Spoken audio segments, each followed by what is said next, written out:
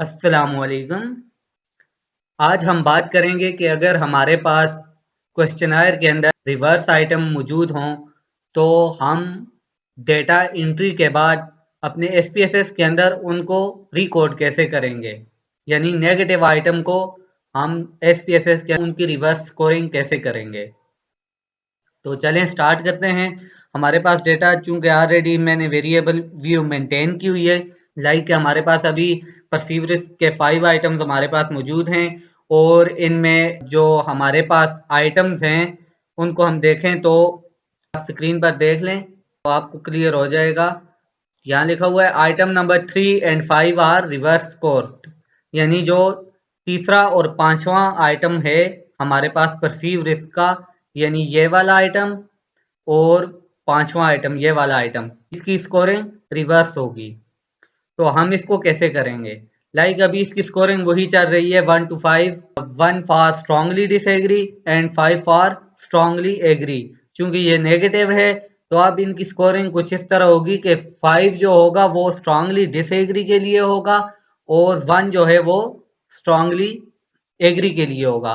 तो हमने इधर से चेंज नहीं करना होता है, इसका हमारे पास प्रॉपर प्रोसीजर होता है। एसपीएसएस के अंदर डेटा व्यू के अंदर जाएं तो अभी हम अपने आइटम देख लेते हैं।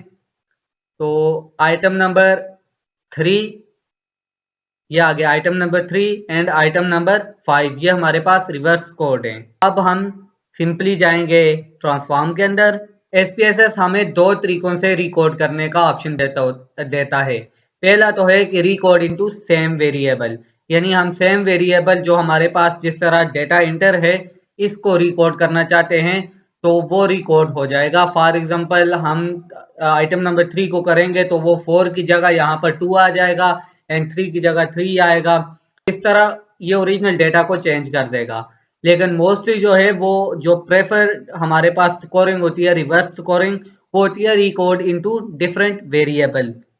हम डिफरेंट वेरिएबल्स को इसलिए रिकॉर्ड करते हैं ताकि ओरिजिनल डेटा मेंटेन रहे और हमारे पास नए कॉलम में वही स्केल के आइटम्स जो हैं वो रिवर्स होकर आ जाएं।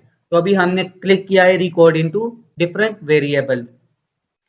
तो जब हम क्लिक करते हैं तो हमारे पास इस तरह की विंडो ओपन हो जाती है रिकॉर्ड इनटू डिफरेंट वेरिएबल के अंदर। इसी तरह लेफ्ट साइड पर हमारे पास वेरिएबल मौजूद हैं, राइट साइड पर इनपुट वेरिएबल और आउटपुट वेरिएबल। यानी हमारा इनपुट वेरिएबल हमने कौन सा वेरिएबल रिकॉर्ड करना है, तो आप देख रहे हैं आइटम नंबर 3 हमारे पास रिवर्स कोड है तो हम इसको इधर ले आते हैं।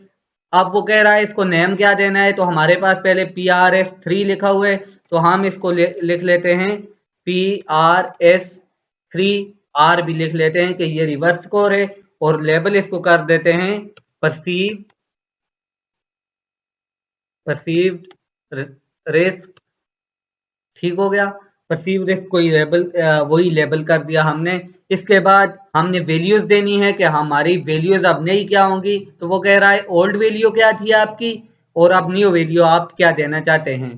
तो ओल्ड वैल्यू को आप इधर लिखेंगे और न्यू वैल्यू को आप राइट साइड पे लिखेंगे। ओल्ड वैल्यू हमारे पास फॉर एग्जांपल 1 थी, 1 को हम चाहते हैं कि वो अब 5 हो जाए। ठीक हो गया, ये ऐड कर ली। उसके बाद दूसरी वैल्यू हमारे पास 2 थी, उसको हम न्यू वेरिएबल के साथ रिप्लेस करेंगे, न्यू वैल्यू के साथ रिप्लेस करेंगे 4 के साथ। ये ऐड कर ली। इसी तरह 3 old value replace with 3 new value, फिर 4 old value replace with 2 new value, फिर 5 ओल्ड वैल्यू को हम रिप्लेस करेंगे 1 के साथ जो कि हमारी नई वैल्यू होगी। तो हम जस्ट इसको इसी तरह वैल्यू असाइन करके उसके बाद सिर्फ हमने कंटिन्यू करना होता है।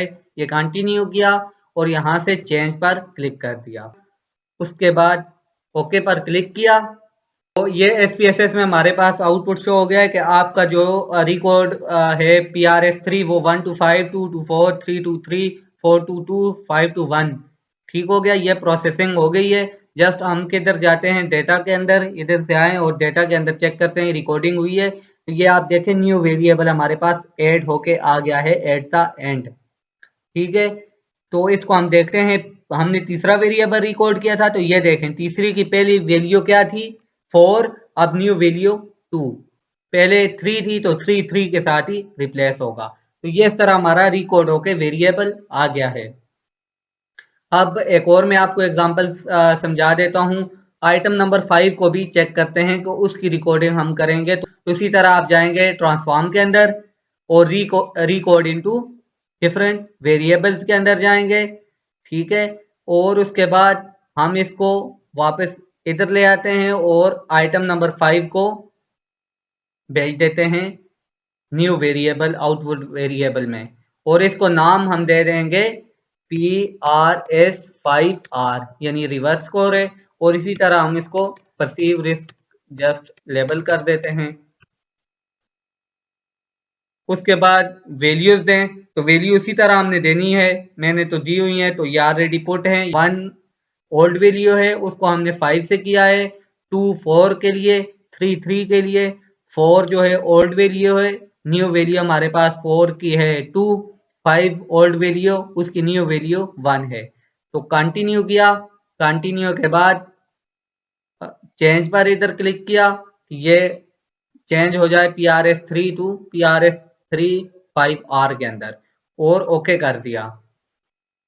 इसी तरह हमारे पास इसकी प्रोसेसिंग भी हो गई है कि 1 to 5 हो गया, यानी आइटम नंबर 5 जो है उसके लिए 1 की वैल्यू 5 हो गई है, 2 की वैल्यू 4 हो गई है, 3 की वैल्यू 3, 4 की 2, 5 की 1। डेटा के अंदर हम चेक करते हैं कि इसने वर्क किया है या नहीं। तो ये देखें कि इसी तरह हमारे पास PRS5 की पहले वैल्यू 5 थी, जो कि अब रिप्लेस होकर 1 आ गई है, और 2 जो था वो रिप्लेस होकर 4 पे चली गई है। तो इट्स मीन कि हमारी रिवर्स स्कोरिंग हो गई है। तो इसीलिए मैं आपको समझा रहा था कि हमने रिकोड इनटू डिफरेंट वेरिएबल करना है, क्योंकि हमारे पास न्यू वेरिएबल आ जाता है रिकॉर्ड होके, और पुराना डेटा भी हमारे पास रिकॉर्ड के तौर पर मेंटेन रहता है। आगे जब हम अपने डेटा में यूज करते हैं एक्चुअल एनालिसिस के लिए, तो हम इन वेरिएबल को यूज करेंगे, इनको नहीं करेंगे जो हमने रिवर्स किए हैं। लेकिन ये हमारे पास अपनी रिकॉर्ड के अंदर मौजूद होगा कि हमारी स्कोरिंग ये थी। अगर कहीं एरर आ जाता है तो हमें वापस रिवर्स स्कोरिंग डिलीट करनी पड़ती है, तो हमारे पास एक्चुअल डेटा जो है वो मौजूद होता है।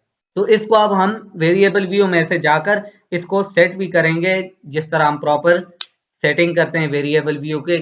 इसके डेसिमल हमने 0 कर दिए हैं ताकि हमारे पास डेसिमल शो ना हो। देखें यहाँ पर परसीव रिस्क शो हो रहा है लेबल के अंदर, जो हमने लेबल किया हुआ है। अब इसकी स्कोरिंग की बात आ जाती है, तो ये चीज बड़ी इंपॉर्टेंट होती है। हमने जस्ट उधर रिकॉर्डिंग नहीं करनी होती, बल्कि हमने वेरिएबल व्यू के अंदर भी इसकी स्कोरिंग जो है वो रिवर्स करनी होती है। पहले हमारी स्कोरिंग जो थी वो 1 strongly disagree to 5 strongly agree तक जा रही। दूसरे के लिए भी हमने वैल्यू असाइन करनी है, तो क्योंकि हमारा लाइकेट स्केल सेम है तो हम इसको कॉपी कर लेते हैं। कॉपी के बाद इधर कंट्रोल V करके पेस्ट कर लेते हैं। तो वैल्यू असाइन करने के बाद इधर हमने स्केल अपना ले लेना है, वही स्केल पर हम मेजर कर रहे हैं। तो ये स्केल हमने चेंज कर दिया है। तो ये हमारा बेसिकली रिवर्स स्कोरिंग होती है SPSS के अंदर, कि हमने किस तरह रिवर्स करने हैं आइटम, और अपने डेटा को जो है वो वैलिड करना है। तो आप इधर देख सकते हैं हमारे न्यू वेरिएबल ऐड हो चुके हैं। तो अगर ओल्ड स्कोरिंग को हम चेक करें तो आइटम नंबर 3 की ये स्कोरिंग थी हमारे पास, ठीक है। तो अब न्यू में देखें तो ये स्कोरिंग आ रही है। अब देखें 4 2 के साथ रिप्लेस हो गया है, 3 के साथ ही है, और 5 नंबर को आप देखें तो उसके साथ 5 की दूसरी PRS5 पहले ये स्कोरिंग थी 5 एंड 2, अब 1 एंड 4 है। तो इस तरह हमने रिवर्स स्कोरिंग अप्लाई की है, जो कि बहुत इंपॉर्टेंट पार्ट है हमारे पास SPSS के अंदर। अगर आपके स्केल्स के अंदर क्वेश्चनायर के अंदर कहीं भी रिवर्स स्कोरिंग आ रही हो, तो आपने रिवर्स स्कोरिंग लाजमी अप्लाई करनी होती है। तो आई होप कि आपको आज की वीडियो समझ आई होगी।